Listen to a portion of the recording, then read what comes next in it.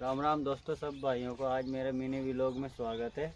तो आप लोग अपना महिंद्रा 4 सिलेंडर को देखे, इसकी साउंड बताएंगे आपको।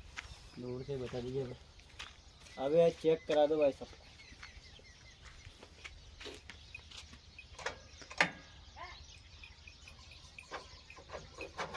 तो दोस्तों आप मिनी व्लॉग में बने रहे।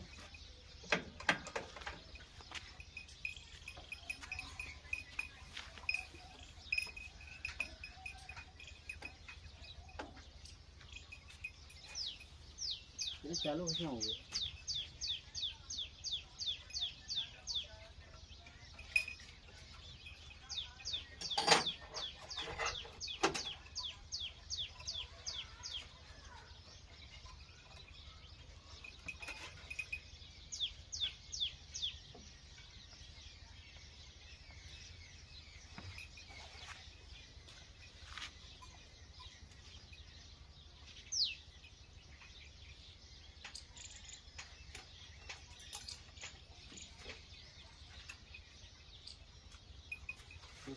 ये चालू।